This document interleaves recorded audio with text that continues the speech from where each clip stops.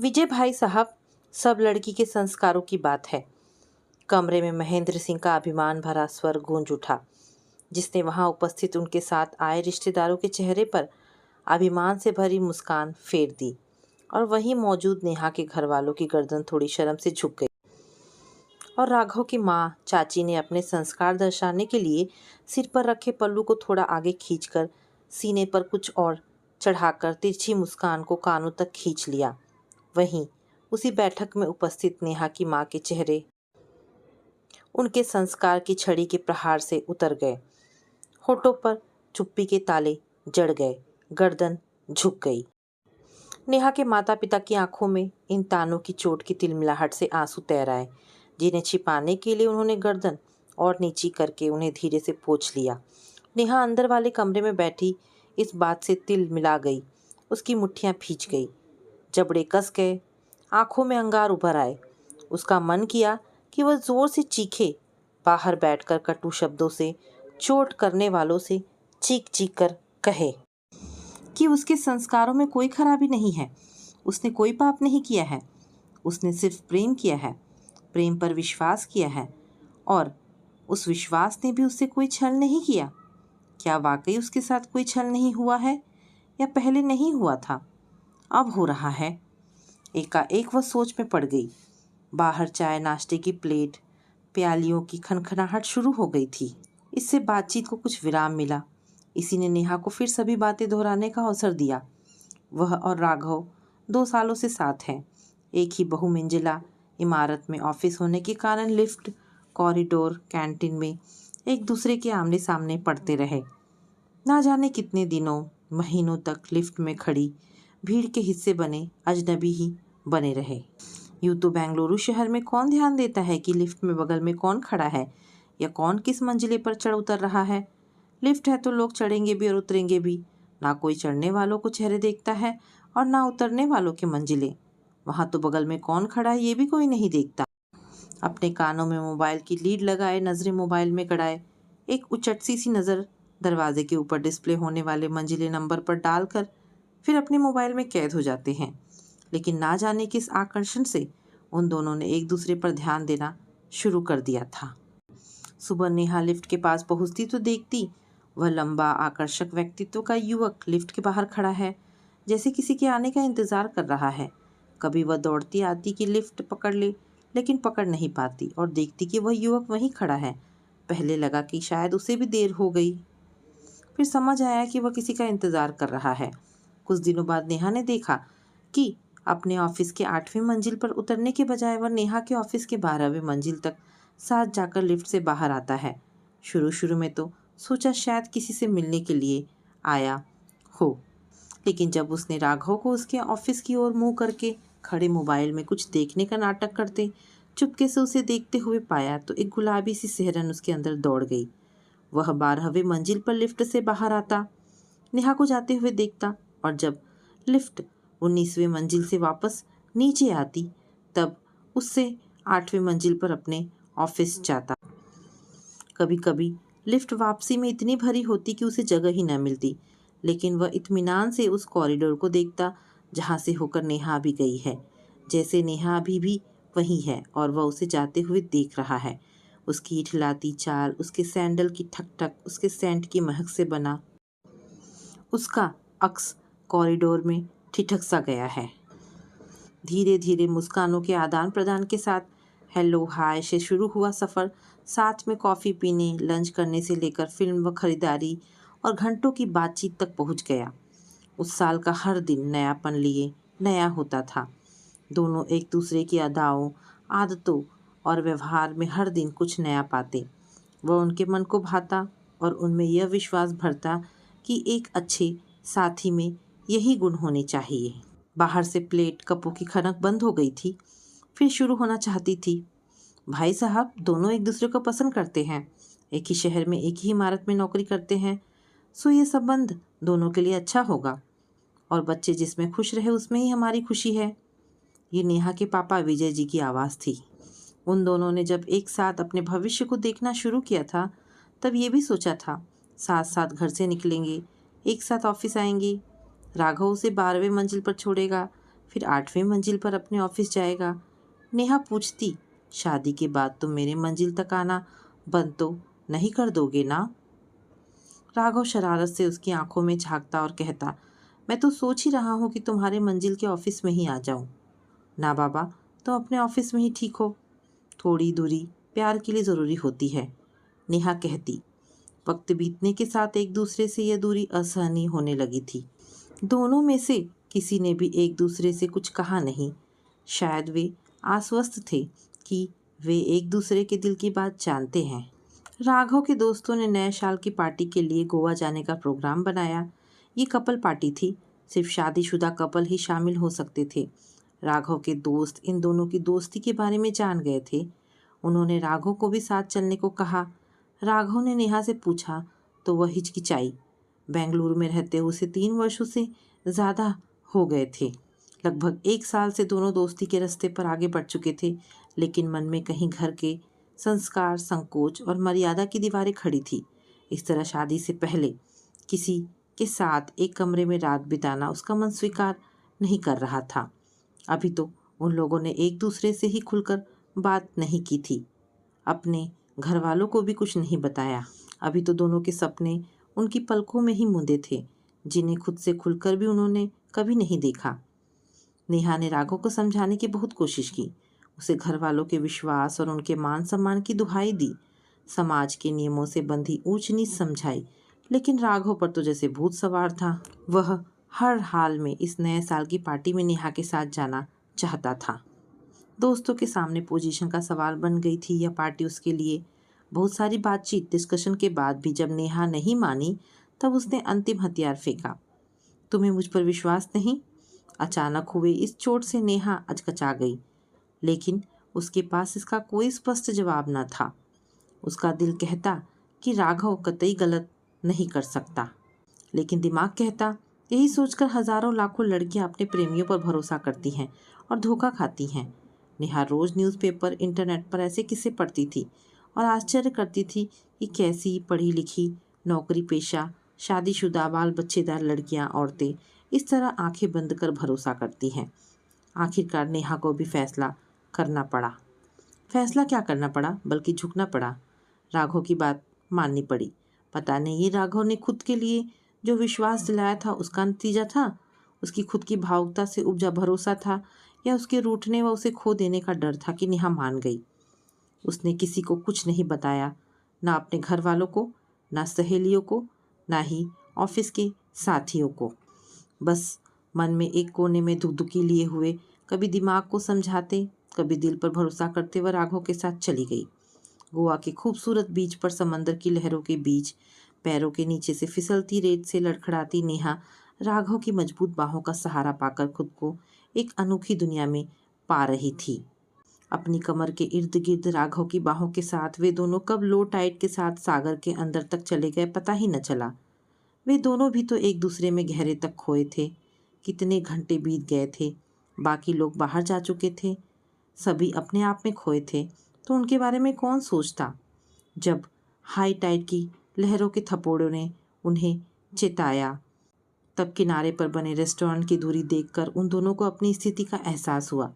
किनारे पर कुछ लोगों ने आवाज़ लगाकर उन्हें आगाह किया। लहरें तेज होती जा रही थी, जो कुछ ही देर में सिर से ऊपर जाने लगी।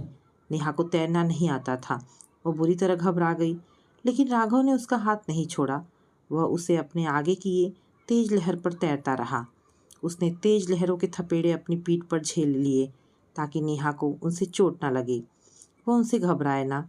इस घटना ने नेहा का राघव पर विश्वास पुख्ता किया। सभी जोड़ों के लिए एक एक रूम बुक था, राघव और नेहा के लिए भी। हाई टाइड से घबराए उन दोनों ने तब इस बात पर ध्यान ही नहीं दिया। नहाकर तैयार होने तक वे क्या अनहोनी हो सकती थी, इसकी आशंका से कांपते एक दूसरे को तसल्ली देते रहे। दिन में खाना खाकर दोनों ही सो गए ताकि शाम की पार्टी के लिए तरोताज़ा रहें। न्यू ईयर की अगवानी करते और फिर खाते पीते एक दूसरे की बाहों में डांस करते करीब 2 बजे अपने कमरे में पहुँचे। गुड नाइट करने के पहले राघव के दोस्त ने आंखों से इशारा करते जब तीर्थी चितवन से अपनी पत्नी को देखा तो नेहा और राघव बुरी तरह शर्मा गए। कमरे में आकर एक बार फिर नेहा का भरोसा डगमगा गया। वह पानी लाने के बहाने बाहर का एक चक्कर लगा आई जहां वह सो सके। वहां एक खुले हॉल के सिवाय कुछ नहीं था, जहां पार्टी का बचा खाना, ड्रिंक्स, प्लेट, गिलास, बैलून, रिबन यहाँ वहाँ लुढ़क रहे थे। कमरों के बीच एक कॉरिडोर था जो पीछे किचन में खुलता था और उसमें होटल के वेटर हो सकते थे। इससे ज़्यादा सुरक्षित तो वह राघव के साथ कमरे में है, उसने सोचा और वो वापस कमरे में आ गई। तब तक राघव उसकी दुविधा समझकर कपड़े बदलकर चादर तान कर लेट गया था। नेहा को आया देख बोला, नेहा परेशान मत हो, विश्वास करो मेरा, दरवाज़ा बंद करो और सो जाओ। नेहा जब तक कपड़े बदल कर आई, राघव के खर्राटे कमरे में गूंज रहे थे। जो लड़की शादी के पहले किसी पराये लड़के के साथ एक कमरे में रात बिता सकती है, उसके संस्कारों के बारे में बात करना ही बेकार है। आप खुद ही सोचिए भाई साहब, क्या आप ऐसी किसी लड़की को अपने घर की बहू बनाना पसंद करेंगे? राघव के पापा की इस बात पर कमरे में सन्नाटा छा गया। नेहा को समझ नहीं आया कि उन्हें उसके और राघव के साथ बाहर जाने और एक कमरे में रुकने की बात आखिर पता कैसे चली। जरूर राघव ने ही बताया होगा, लेकिन क्यों? क्या वह भी ऐसा ही सोचता है? नए साल की पार्टी से आने के बाद नेहा पर एक अपराध बोध सा हावी होने लगा था। इस समय में ना जाने कितनी ही बार उसके मन में आशंकाओं ने सिर उठाया। ना जाने कितनी बार अकेले में उसने राघव पर अपने भरोसे को टटोला। हालांकि दुनिया की नज़रों में जो गलत था वो हो चुका था, लेकिन यह सिर्फ वह और राघव जानते थे कि ऐसा कुछ नहीं हुआ था। बंद दरवाजे के पीछे दो जवान लोगों के बीच कुछ नहीं हुआ होगा का विश्वास किसी को दिलवाना कितना मुश्किल था। यह नेहा ने अगले दिन जाना, जब सबकी आंखों एक उत्सुकता देखी, एक दबी छिपी मुस्कान जो एक चेहरे से दूसरे की आंखों तक और फिर अन्य चेहरों तक दौड़ती रही। इस मुस्कान में कुछ होने का जो विश्वास था, उसे खारिज करना असंभव था। एक ने तो पूछ ही लिया, ये पहला मौका था या इसके पहले भी ऐसा हो चुका है? किसी ने पूछा कि क्या वाकई वे दोनों इस रिश्ते के लिए गंभीर हैं या सिर्फ टाइम पास है? नेहा के जवाब देने के पहले ही किसी ने कहा था कि आजकल तो ये सब कॉमन हो गया है। वैसे भी घर परिवार से दूर कुछ भी कर लो, किसी को क्या पता चलता है। सिर्फ एक रात में साथ के लोगों की नेहा की तरफ सोच इस कदर बदल जाएगी तो उसने सोचा ही नहीं था। बंद दरवाजे के पीछे का सच लोगों के लिए एक बड़ा झूठ था और उसे झुठला पाना असंभव था। राघव भी उसकी मनोस्थिति समझ रहा था। वह ये भी समझ रहा था कि उसने नेहा को उसकी बात मानने को मजबूर करके उसकी स्थिति बहुत खराब कर दी है। बेंगलुरु जैसे महानगर में जहाँ लोग बगल में रहने वाले की खबर नहीं रखते, जहाँ किसी को किसी से कोई मतलब नहीं होता, वहाँ भी लोग इस तरह सोचते हैं, ये उसने कहाँ सोचा था। आश्चर्य ये था कि उन सब की नज़रों में नेहा की छवि बिगड़ थी। उसे किसी ने कुछ नहीं कहा था और इस बात ने न सिर्फ नेहा को बल्कि उसे भी आहत किया था। वापस आने के बाद नेहा बेहद खामोश हो गई। वो उसके साथ भी रहती तो चुपचाप उसके हाथों को थामे रहती। एक आशंका, एक अविश्वास उसकी आंखों में डगमगाता रहता। न्यू ईयर पार्टी के पहले वह जब तक राघव से आगे क्या करना है, कब कैसे करना है जैसी बातें करती थी, लेकिन अब उसका विश्वास इस कदर डावाडोल हो गया था कि वो भविष्य के बारे में कुछ कहने, बोलने, पूछने से कतराने लगी थी। राघव उसकी स्थिति समझ रहा था और जल्दी ही उसने अपने घर पर नेहा के बारे में बातचीत की थी। जिस दिन राघव ने उसे बताया था कि उसने मम्मी पापा को बता दिया है कि वह नेहा को पसंद करता है और उसी से शादी करेगा, नेहा की आंखें डबडबा आई थी। उस दिन वह बहुत दिनों बाद कुछ सामान्य महसूस कर रही थी। नेहा ने भी इसके बाद अपने माँ पापा को राघव के बारे में बताने में देर नहीं की। मम्मी पापा तो इस बात से ही खुश थे कि लड़के की बढ़िया नौकरी है और उसकी सहमति भी है। नेहा के मम्मी पापा एक बार राघव के घर जाकर बात भी कराए थे। जब तक वे वापस नहीं आए, राघव पर विश्वास और उसके आश्वस्त करने के बाद भी नेहा के दिल में दुखदुखी लगी थी। मम्मी पापा को खुश देखकर उसे तसल्ली मिली थी। मम्मी ने बताया कि राघव ने उन्हें नेहा के बारे में बता दिया था। उसकी फ़ोटो भी दिखाई थी। एक ही शहर में नौकरी होना भी एक अतिरिक्त योग्यता थी। नेहा के मम्मी पापा को घर वर दोनों ही अच्छे लगे थे। लड़के को नेहा खुद 2 वर्षों से जानती थी, इसलिए बहुत छानबीन की ज़रूरत न थी। उन्होंने परिवार देखभाल लिया था। आज राघव के मम्मी पापा, चाचा चाची, बहन आए थे। यहाँ आना पूर्व नियोजित था, इसलिए नेहा भी छुट्टी लेकर आई थी। सभी बड़े उत्साहित थे, मान ही चुके थे कि बात लगभग पक्की है, बस औपचारिकता बाकी है। सामान्य अभिवादन, आवभगत, घर परिवार की हैसियत का आकलन कर चुकने के बाद राघव के चाचा ने घर से दूर नौकरी करने वाले आजकल के लड़के लड़कियों की दोस्ती, उनकी स्वतंत्रता और उच्च श्रृंखलता पर ज्ञान देना शुरू किया तो सभी हैरान रह गए। वे समझ नहीं पाए कि इस सुर का आरोह किस अवरोह को इंगित कर रहा है। नेहा के यहाँ नए साल की पार्टी के बाबत किसी को कुछ पता नहीं था, लेकिन अंदर कमरे में बैठी सब सुन रही नेहा का मन आशंका से कांप गया। हालांकि वह पशुपेश में थी और समझ नहीं पा रही थी कि यह बात राघव के अलावा कोई और नहीं बता सकता, लेकिन राघव ने यह बात आखिर बताई क्यों? क्या अब इस बात पर यह बात खत्म हो जाएगी? क्या वह भी इसी तरह सोचता है? क्या खुद पर विश्वास करने का उसका दावा थोथा था, सिर्फ खुद को तसल्ली दिलाने के लिए कि कोई लड़की उसके लिए कुछ भी कर सकती है? वहाँ वैसा कुछ हुआ नहीं, लेकिन उसे लेकर बाहर बातचीत में जो कुछ हो रहा है वह नेहा को आहत किए जा रहा था। मम्मी पापा भाई चाचा चाची बिना कुछ जाने समझे सब कुछ सुने जा रहे थे और अब यह जानकर हैरान थे कि उनकी बेटी शादी के पहले राघव के साथ बाहर गई थी। एक रात दोनों साथ रुके थे, एक कमरे में अकेले। नेहा ने तो उन्हें यह बात कभी नहीं बताई, लेकिन राघव ने अपने माता पिता को ऐसी बात क्यों बताई? नेहा के पापा की घिघियाई सी आवाज़ आ रही थी, जिसे सुनकर नेहा का खून खौल उठा। उसने पीछे आंगन में जाकर राघव को फ़ोन लगाया। हेलो जाने मन, अब तो खुश हो ना? जल्दी ही हम तुम एक हो जाएंगे, फिर एक घर एक कमरा। राघव ने आवाज़ सुनते ही शरारत से कहा। इसलिए तुमने पहले ही नए साल की पार्टी में हमारे जाने और साथ में एक कमरे में रुकने की बात अपने घर वालों को बता दी।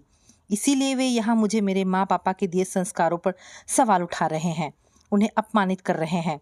बात पूरी करते करते नेहा का स्वर रुआसा हो गया। तुम्हें मुझसे शादी नहीं करनी थी तो सीधे मुझसे कह देते। राघव, इस तरह मेरा और मेरे घर वालों का अपमान करने की क्या जरूरत थी? ये क्या कह रही हो नेहा? मैं ऐसा क्यों करूँगा? मैंने ये बात किसी को नहीं बताई, राघव ने आश्चर्य से कहा। इसके साथ ही ओ शिट की आवाज़ के साथ माथे पर हथेली ठोकने की आवाज़ आई। नेहा, मैंने कुछ नहीं बताया, लेकिन छोटी बहन रिया ने मेरे लैपटॉप पर न्यू ईयर की फ़ोटो देखे थे, शायद उसने। Oh shit.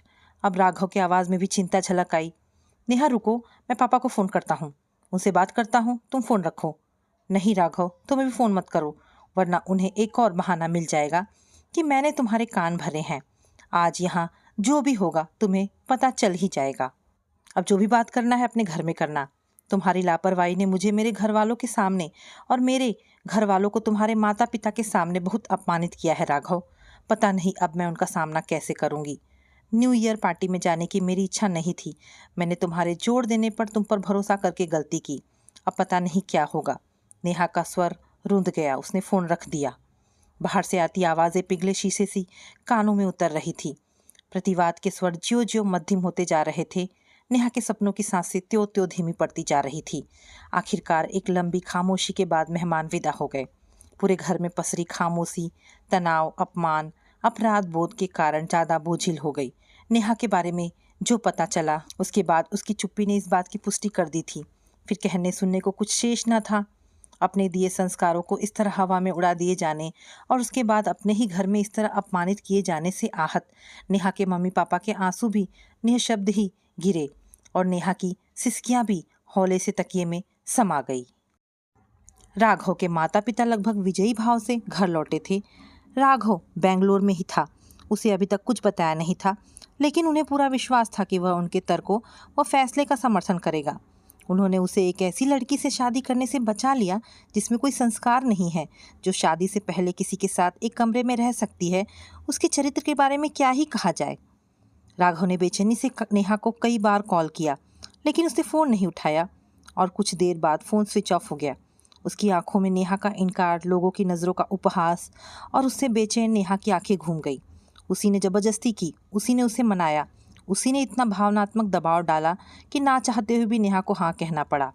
वो जानती थी कि अगर किसी को इस बारे में पता चलेगा तो उसी को गलत समझा जाएगा।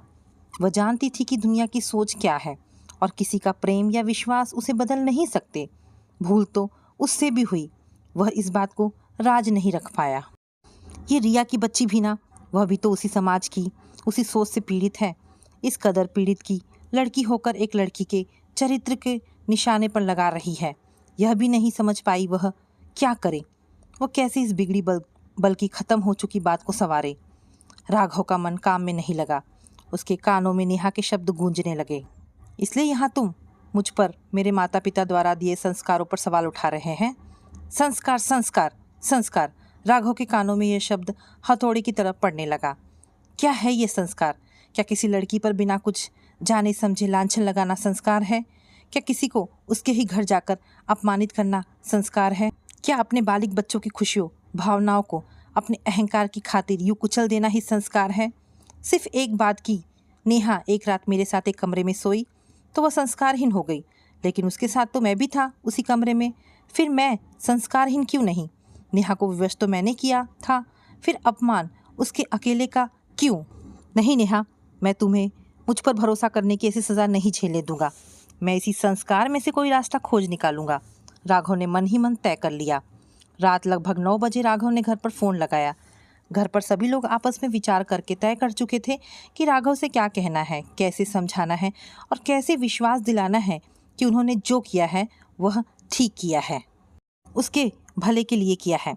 और ये तो अच्छा हुआ कि उन्हें सही समय पर पता चल गया कि नेहा संस्कारी लड़की नहीं है और ऐसी लड़की ना तो राघव के लिए ठीक है और ना ही घर की बहू बन सकती है। हेलो पापा, कैसे हैं? हाँ बेटा, अच्छे हैं। तुम कैसे हो? ठीक हूँ पापा। आप लोग आज नेहा के घर गए थे ना? क्या हुआ? हाँ, ठीक ही रहा। तुम्हारी बात नहीं हुई नेहा से? राघव के पापा ने टटोलना चाहा कि आखिर उनके बारे में इस संस्कारहीन लड़की ने क्या क्या जहर भरा है। नहीं पापा, आज तो सुबह से लगातार मीटिंग थी, टाइम ही नहीं मिला। शाम को फ़ोन लगाया था लेकिन उसका फ़ोन बंद आ रहा है। क्या हुआ? सब ठीक तो है ना? क्या बात हुई आप लोगों की? राघव ने अनजान बनते हुए पूछा। वह उन्हीं के मुंह से सब सुनना चाहता था ताकि नेहा पर अब और कोई लांछन न लगे। वो बेटा, तुमने बताया नहीं कि तुम और नेहा नए साल पर बाहर गए थे, वहाँ एक कमरे में रुके थे। देखो बेटा, तुम लोग मिले, एक दूसरे को पसंद किया, आपस में बातचीत की, घूमे फिरे, वहाँ तक तो ठीक था, लेकिन इस तरह शादी से पहले एक साथ एक कमरे में रात गुजारना हमारे संस्कारों को हजम नहीं होता। कोई भी संस्कारी लड़की किसी लड़के का इस तरह का प्रस्ताव सुनते ही मना कर देगी। हो सकता है तुमने उससे कहा होगा, लेकिन वह तो लड़की है। उसके माता पिता ने उसे समाज के चाल चलन, ऊंच नीच, मान मर्यादा कुछ भी नहीं सिखाई जो उसने ऐसी बात मान ली।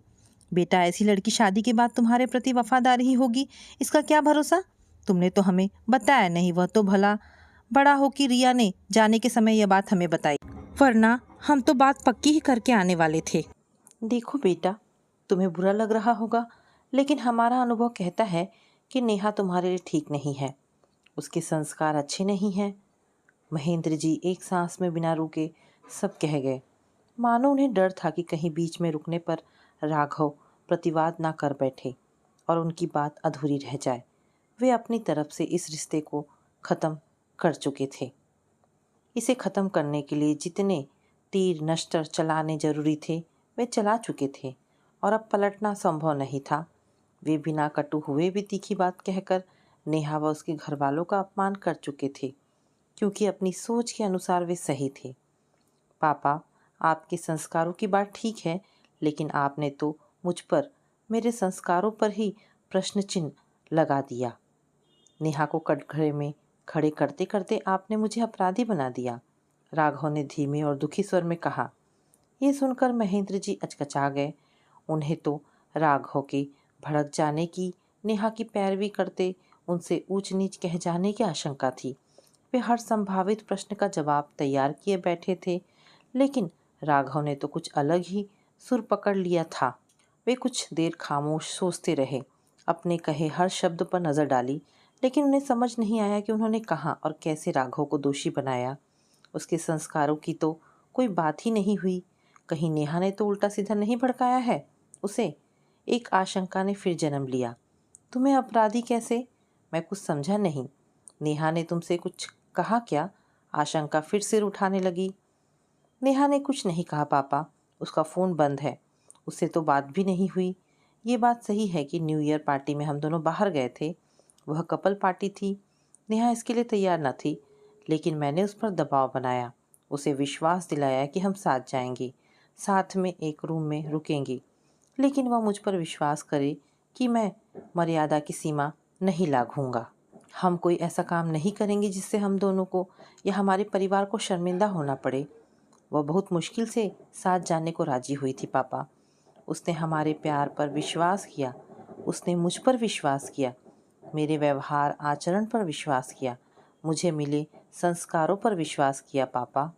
लेकिन आपने न अपने बेटे पर विश्वास किया, न खुद के दिए संस्कारों पर।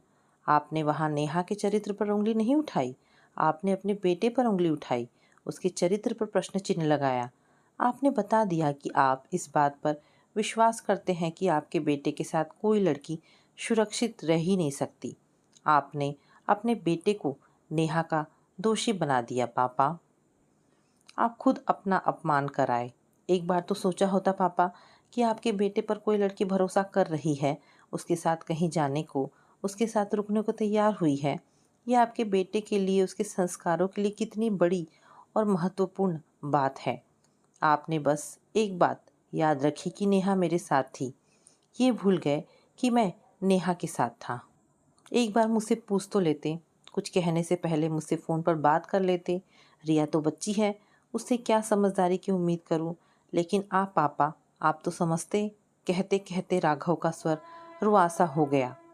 ठीक है पापा, रखता हूँ, नमस्ते, कहकर उसने फ़ोन रख दिया। हैरान थे वे अपने अनुभव और ज्ञान पर। उनका अभिमान चकनाचूर हो गया। अपनी कही बात को इस नए आयाम से देखते हुए उन्हें इसकी गंभीरता समझ आई और अब खुद के द्वारा खुद का और अपने बेटे का अपमान उन्हें सालने लगा। बेटे ने बेहद धीमे से उन्हें आईना दिखाया था। अपने उच्च संस्कारों के गर्व ने अब उनके गाल पर तमाचा मारा था और अब ज्यों ज्यों वे उसकी कही बातों के बारे में सोच रहे थे, उस तमाचे की गूंज और चोट तेज होती जा रही थी। सोच रहे थे कि अब क्या करें। उन्हें महसूस हो गया था कि उन्होंने बहुत बड़ी गलती कर दी है, एक लड़की के चरित्र पर उंगली उठाकर, क्योंकि इसमें उनके बेटे के चरित्र पर भी उंगली उठती है। अपने बेटे राघव से बात करने के बाद उनका मन आत्मग्लानि से भर गया। वे स्वयं को बहुत ही छोटा महसूस कर रहे थे। उन्होंने बिना कुछ जाने सोचे किसी के घर की बेटी की चरित्र पर उंगली क्यों उठा दी, उनके माता पिता के संस्कारों को तमाचा मारा है। इस बात का एहसास होते ही महेंद्र जी और उनके परिवार ने नेहा के माँ पापा से फ़ोन पर माफ़ी मांगी और नेहा को अपने घर की बहू बनाने का वादा किया। तो दोस्तों, ये कहानी यहाँ पर समाप्त होती है। आशा करती हूँ कहानी पसंद आई होगी। अगर कहानी पसंद आई है तो प्लीज़ इसे लाइक एंड शेयर करें। दोस्तों, ऐसी ढेरों पारिवारिक और शिक्षाप्रद कहानी सुनने के लिए मेरे चैनल को प्लीज़ सब्सक्राइब करें। धन्यवाद दोस्तों।